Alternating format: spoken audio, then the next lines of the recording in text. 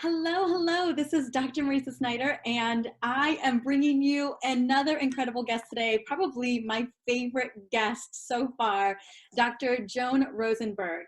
Now, I recognize that this is a time of crazy uncertainty and unknown, and it can feel pretty scary. And there are probably moments where you feel anxious. You find that the news is constantly swirling the same stuff over and over again, and you are not sure how to get yourself out of a state of panic. And goodness knows, there was a time last week where I literally felt like there was so much going on that I just froze. I don't know. And anyone else, have you frozen so far in the last week or two? And then I realized that I had to shift my mindset. I had to shift the way that I was operating. And there is no better person to help us and walk us through how we're able to shift our mindset to go from a panicked And there's no better person to help us and walk us through how we're able to shift our mindset to go from a panicked, kind of scared state where the brain is sending all kinds of crazy messages over to a state where the brain is like, okay, things are good. And one of the things that Dr. Joan Rosenberg has been doing over the last couple of weeks is she's been educating all over the place, telling people and letting people know exactly how we can move from over that to a stress, state of like panic, leveraging this opportunity I know I've been for talking about that a expansion, lot for with you guys, growth, is for how do we completing move from that projects, state for getting over into into our a new state of normal, like and really making leveraging the this change that we want to opportunity see in the for world. Because each expansion, and for every day, growth, we for get to make that completing decision projects, for about getting into how our we new want to normal, feel. and So really I'm going to making the bring on change that Dr. we want to Joan see in right the this world. moment, Because because I'm really excited to bring on see right and have her here, share all of her amazing gems for there we helping to go. I'm support just you at a time that definitely feels like we need as much support as we really excited to bring get. on. So I see it's connecting. Hello. Hello, how are you? Thank you for being here. I'm good. It's a pleasure. Let me see if I can get this so it just shows well enough. Sorry. I love technology, and then I'm like, okay, technology, be on our side, please. Right. Right, working on it. So, yeah. All right, well, Dr. Joan, I just spent a little bit of time introducing you, kind of bringing to the forefront what you are doing in the world right now. And so I would love to have a conversation about what we can do. You know, a lot of us, you had mentioned earlier when we were on a conversation that this feels like the anxiety pandemic as much as it's the COVID pandemic.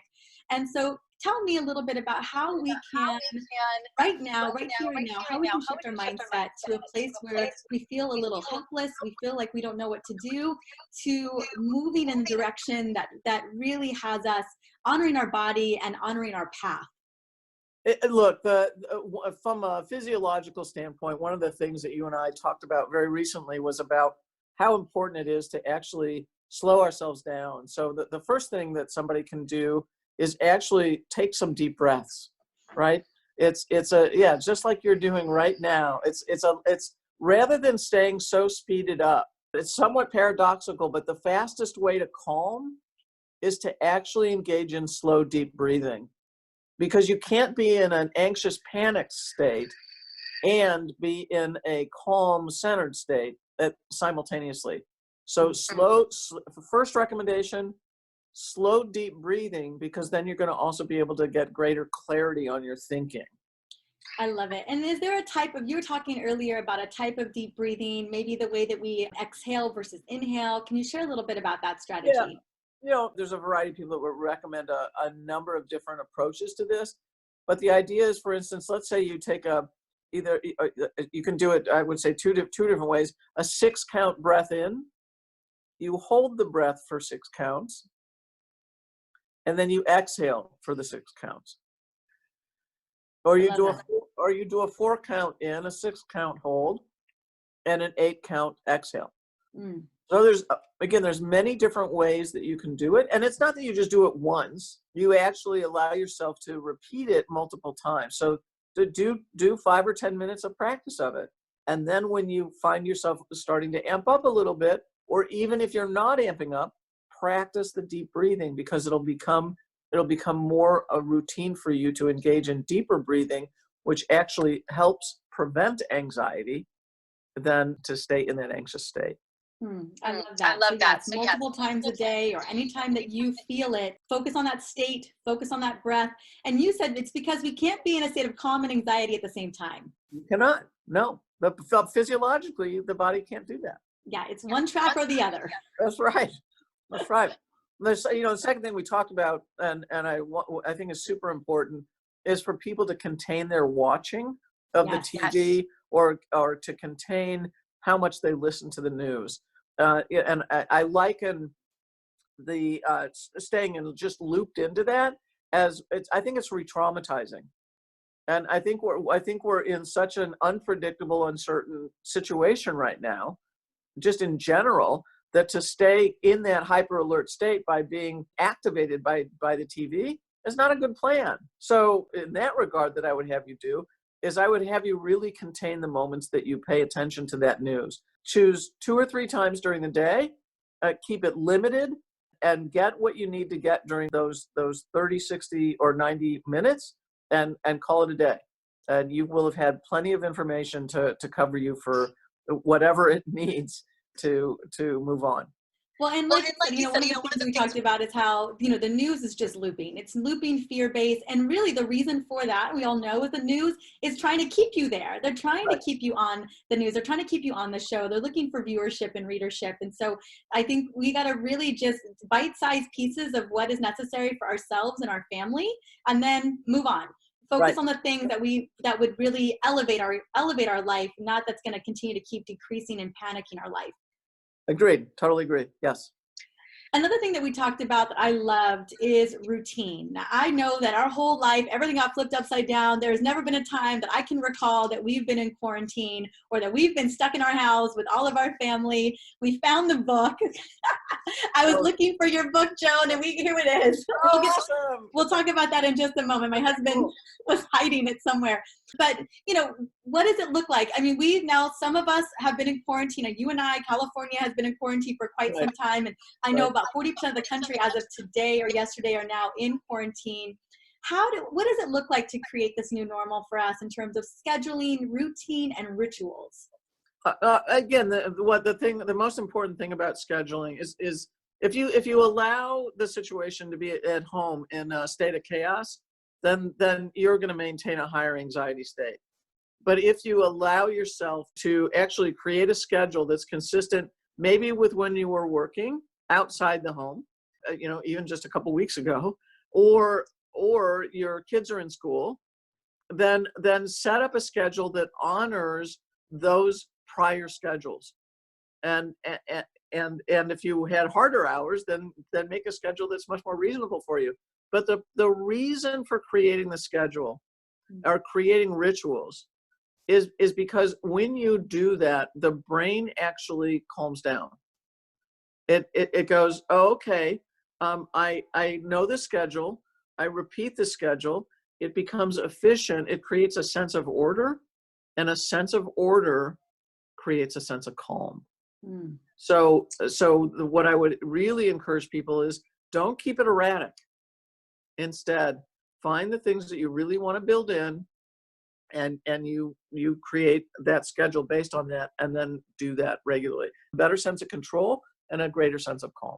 I love that. Yeah, it's like sending little safety signals to the brain as well, that everything is good. And let's say we are having a little moment besides the breath work. What are some little check-ins? I know you talked about just kind of assessing your circumstances. Do I have water? Do I have food? Talk a little bit to me about that. Right. It came out of a discussion that I had with a client a week ago. And she told me she's getting so anxious and so panicked.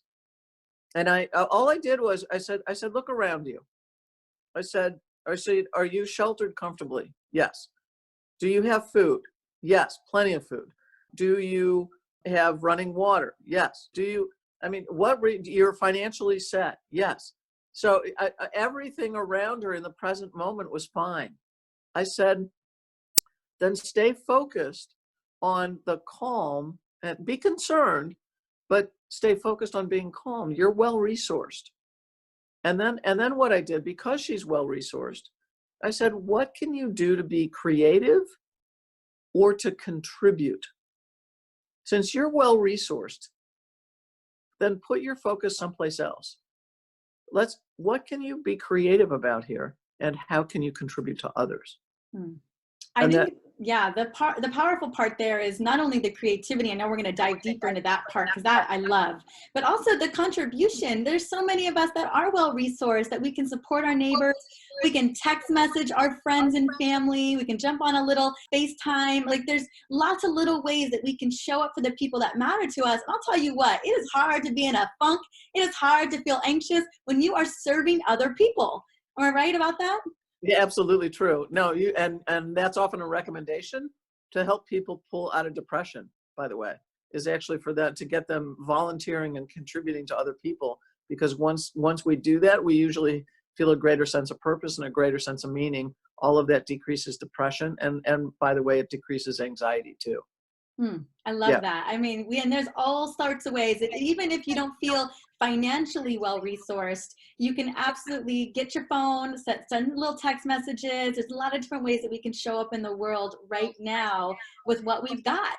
Right. No, and actually that's an endless list. You know, I think many of us were inspired early on by seeing the videos of the Italians singing across the courtyard to each other or playing music to each other. And I think it inspired a whole lot of other people to do something similar. But think about that. So that's now we've got these difficult circumstances, but someone is going, all right, how can I be creative in this? Oh, wait a minute, I've got some skills I can share. And they started to play music and sing, and it lifted the spirits, and other people started to participate. So I would say think of the different ways that you can contribute. So whether it's music, and people are now doing concerts online, whether it's singing, whether it's knitting, whether it's creating masks that I know a lot of people are now sewing. I mean, you've got skills and talents that you can bring to bear on this situation. And again, that's one of the ways we then don't live in circumstance, and we're focused away from circumstance, and instead we're living into and making choices about how we want to show up and who we can become in this time. I love that. Now, the other one I wanted to focus on too is projects, things that we probably haven't looked at in a while. I told you I was on the phone with my mom yesterday. We were doing a little FaceTime, and my mama is always on the go. I mean, this woman runs circles around me. I'm literally my mother's daughter in so many ways. And what was really fascinating to me is she was like, Marisa, I kind of don't want to admit this, but I really love that I'm home right now. And I was like, what? I don't know who this is. But she was telling me how she's gonna, organize her house and organize her life. And there's just things that she's been putting off. She's got her whole little yoga workout set out where she's doing her home workouts every day. And I could just tell by the way she was talking about it, like she was really loving this time to go inward and to finish some projects that she hadn't done like in years. Right. So when I started to think about how to respond to this, there were so many different words that started with the letter C that I did this. So think of this as a time of completion, right? So it's a great time to declutter, by the way, and clear out what we really don't need. So organizing, decluttering, completing projects that you set off. I know people that are writing books during this time. Okay, all right, did not know that. So think of it both as a time of completion for things that where I talk about kind of closing the loop, because you'll actually give yourself a nice organic, energetic lift the more you complete things that you've had on a list for a long time. The second part of that is the flip side of it is to being creative. So that you're writing, right? Mm-hmm. Or if your mother never really did yoga, then that's a creative act, right? Or again, same thing. If you want to write music, if you sing, what doesn't matter what it is, it's that you're choosing to now use your energy because you're safe. Now you're redirecting your mind to endeavors that can complete things and now can be creative as well. So those are two other kind of main suggestions I would provide. I love this because we've really just shifted our way from feeling panicked, feeling stress, those rapid thoughts, that shallow breath, to a state where we are not only serving people, but we are creating routine and rituals. We're doing the self-care, and we are getting creative and finishing projects. I mean, that is literally the mindset shift that each and every one of us has a capacity to create right now. Right. Yes. And again, the creativity may come by way of, as you were talking about it earlier, reaching out to people, right? Mm-hmm. So making phone calls and in fact, calling people that you haven't talked to in a long time, just checking in on somebody then makes a big difference. So now you're gone beyond creativity and now you're into the contribution part. I love it. I love it. Any last words for us, Dr. Joan Rosenberg, before we finish up? That, you know what, I would say two main things here. I want you to stop and think about how to use this time where you don't get caught up in why this happened to me, but instead to shift it into why did this happen for me? Mm-hmm. And in doing that, think about what this time can do to bring the best out of you and who you want to be and how you want to show up now and going forward once the shelter in place kind of orders have been lifted. That's the first thing. The second thing is and it's a simple way to think about it, but one way to be in charge of what your mind thinks is to choose to think, to speak, and to take actions only in the direction you want to go. So I'm going to assume for most of us, that's a positive direction, or an optimistic direction. So then that's where you put your thinking, your speaking, and all the actions you take. I love that. Now that we've got all of these beautiful tool sets and a way to reframe everything, where can we find you? Where can we check you out? You can check me out at drjohnrosenberg.com. That's where everything's kind of coalesced. And if people want to get a PDF of my book, Ease Your Anxiety, they can go to drjohnrosenberg.com/anxiety-reset. So that it actually explains and takes another look at anxiety in a very different way than most people talk about it. So I actually would highly encourage people to get that. And then the other resource is the one you actually held up a moment ago, which is my more recent book, which is 90 Seconds to a Life You Love. It's how to master your difficult feelings, to cultivate lasting confidence, resilience, and authenticity. But it's a great resource for, especially given this time, managing all the difficult emotions we're faced with now. Thank you so much. I love this resource so much. Clearly my husband does too. It's why he was looking for it for a minute. That happens with Alex. He'll have a book and read it somewhere and then leave it there. So I'm so glad we found it. Thank you, Joan, for coming on and sharing your beautiful wisdom. I will make sure to put some of those links into my stories. You guys go back in and be thinking about what has this circumstance brought for you, not what it's doing to you. And I think when we can meditate or we can journal out on what good this is coming for us, it shifts everything for us. Yes, Thank you. Does. Yeah, thank you, Maritza. Absolutely. See you soon, Dr. Joan Rosenberg. That was great. Thanks so much. Thanks. Bye.